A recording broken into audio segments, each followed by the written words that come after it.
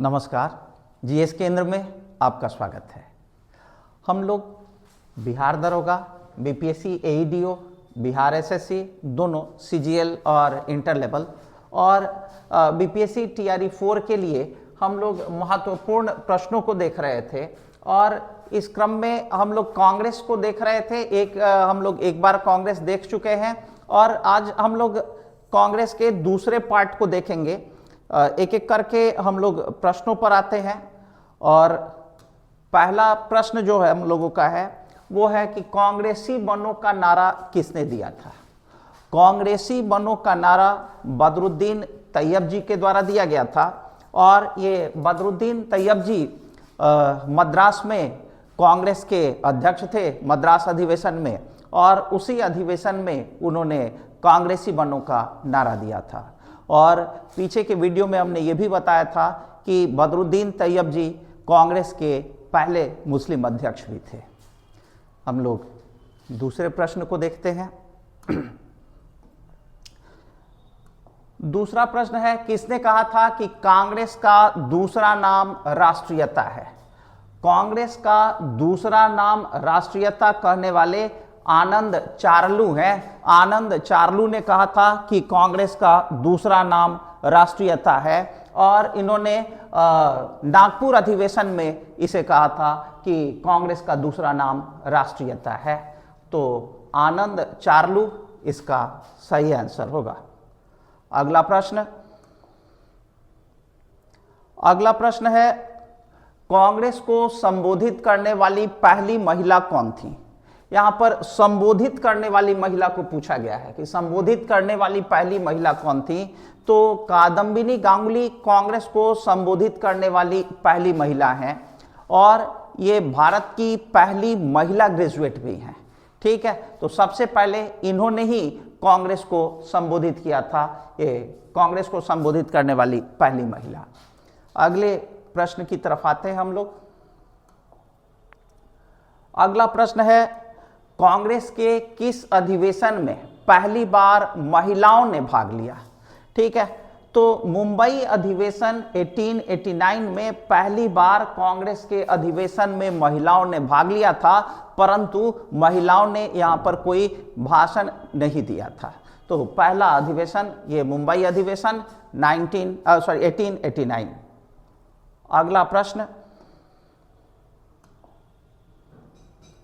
अगला प्रश्न है कि कांग्रेस अधिवेशन में पहली बार वंदे मातरम का गायन कब हुआ था।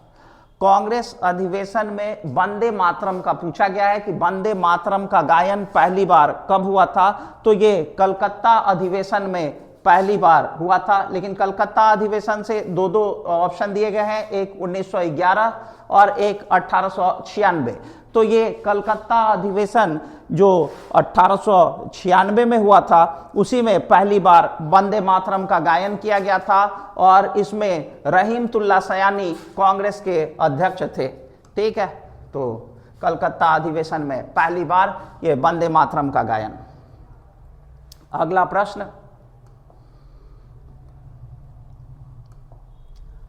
प्रश्न, निम्नलिखित में से किसे होगा। निम्नलिखित में किसे विपक्ष के नेता की उपाधि दी गई।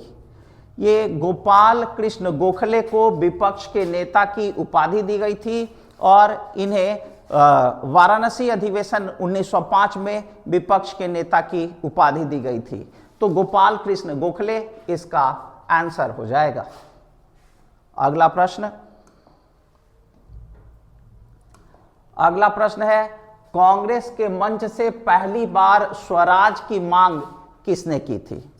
कांग्रेस के मंच से पहली बार स्वराज की मांग दादा भाई नौरोजी के द्वारा की गई थी और यह भी आप ध्यान में रखेंगे कि यह मांग 1906 में किया गया था और कलकत्ता में यह मांग हुई थी, क्योंकि प्रश्न ऐसे भी पूछे गए हैं कि स्वराज की पहली मांग कहां की गई थी, कलकत्ता में, और किस वर्ष ये भी पूछा हुआ है। 1906 में कलकत्ता में दादा भाई नौरोजी ने पहली बार स्वराज की मांग की थी कांग्रेस के मंच से। अगला प्रश्न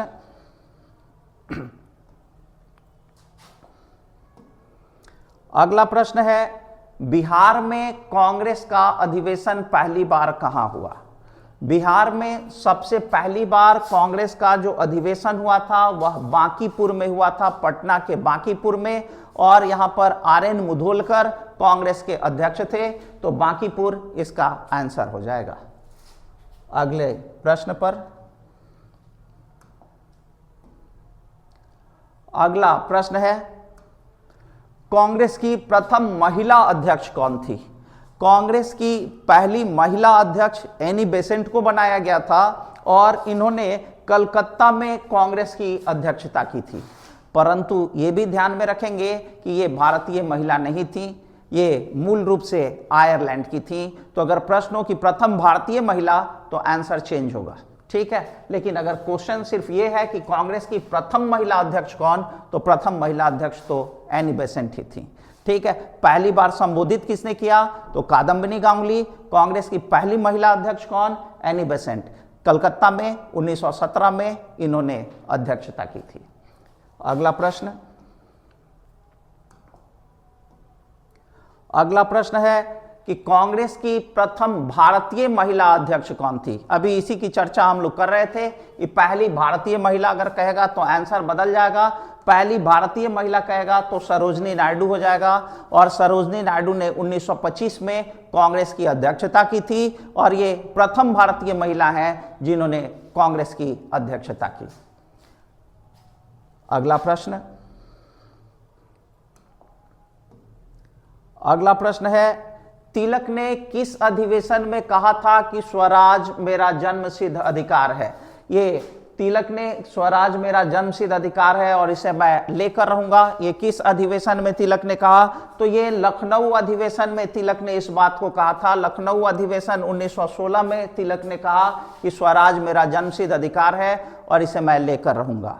और इसमें ही कांग्रेस के नरम दल और गरम दल पुनः एक हो गए थे। जो 1907 में कांग्रेस का विभाजन हुआ था सूरत में, वो फिर से नरम दल और गरम दल एक साथ लखनऊ में आ गए थे 1916 में। और ये भी यहाँ पर ध्यान रखेंगे कि मुस्लिम लीग ने भी ये घोषणा की थी कि कांग्रेस के साथ साथ ही वह भी अपना अधिवेशन आयोजित करेगा। तो इस प्रकार से कांग्रेस के नरम दल, गरम दल, मुस्लिम लीग सब एक साथ हो गए थे ये लखनऊ अधिवेशन 1916 में। अगले प्रश्न पर आते हैं हम लोग। अगला प्रश्न है कि कांग्रेस का सबसे कम उम्र का अध्यक्ष कौन था? कांग्रेस के सबसे कम उम्र के अध्यक्ष थे अबुल कलाम आजाद, और ये अबुल कलाम आजाद दिल्ली के विशेष अधिवेशन में इन्होंने अध्यक्षता की थी और उस समय इनकी उम्र लगभग 35 वर्ष थी और ये कांग्रेस के सबसे कम उम्र के अध्यक्ष रहे थे। और ये भी आप ध्यान में रखेंगे, आगे हम लोग देखेंगे अबुल कलाम आजाद का ही कार्यकाल लगातार सबसे लंबा रहा था। 40 से 45 तक ये कांग्रेस के अध्यक्ष लगातार रह गए थे, 1940 से 1945 तक, ठीक है। तो वो भी आप ध्यान में रखेंगे। तो अगला प्रश्न, अगला प्रश्न है, कांग्रेस ने पूर्ण स्वराज की मांग कहां की थी? कांग्रेस ने पूर्ण स्वराज की मांग लाहौर में की थी और इसका समय भी याद रखेंगे कि 1929 में पूर्ण स्वराज की मांग की गई थी और ये मांग जवाहरलाल नेहरू के द्वारा की गई थी। स्वराज में हम लोगों ने देखा था कलकत्ता में 1906 में स्वराज, और पूर्ण स्वराज ये लाहौर में 1929 में, और स्वराज दादा भाई नौरोजी के द्वारा, जबकि पूर्ण स्वराज आपका पूर्ण स्वराज जवाहरलाल नेहरू के द्वारा।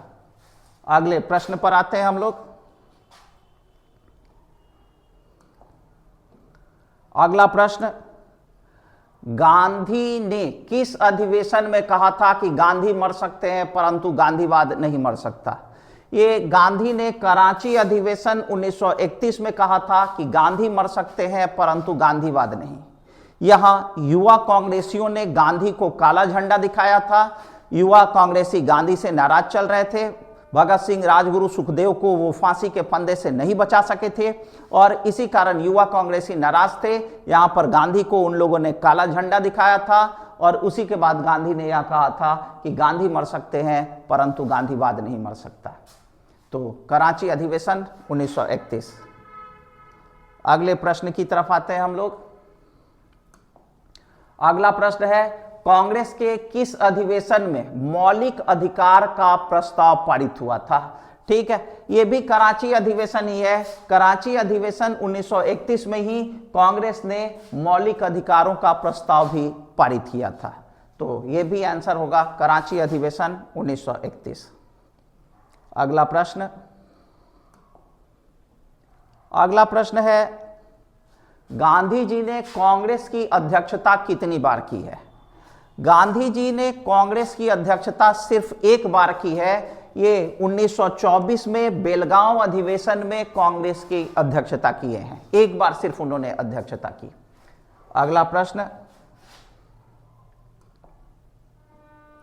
अगला है, त्रिपुरी अधिवेशन 1939 में सुभाष चंद्र बोस ने गांधी समर्थित किस उम्मीदवार को हराया था? ठीक है, ये गांधी समर्थित उम्मीदवार पट्टाभी सितारमैया को पराजित किए थे सुभाष चंद्र बोस, और सारे सीनियर लीडर पट्टाभी सितारमैया के साथ थे। इसके बावजूद सुभाष चंद्र बोस ने पट्टाभी सितारमैया को पराजित कर दिया था।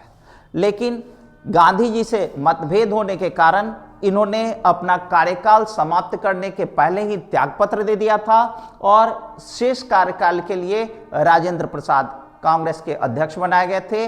इस बात को भी आप ध्यान में रखेंगे। अगला प्रश्न है, कांग्रेस का सबसे लंबे समय तक अध्यक्ष कौन रहा था?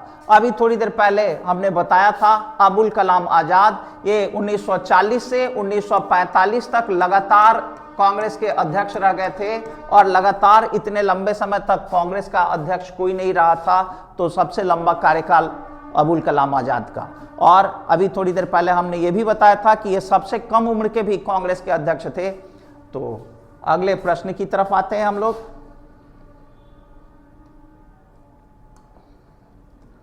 अगला प्रश्न, भारत की आजादी के समय कांग्रेस का अध्यक्ष कौन था? भारत की आजादी के समय जेबी कृपलानी कांग्रेस के अध्यक्ष थे।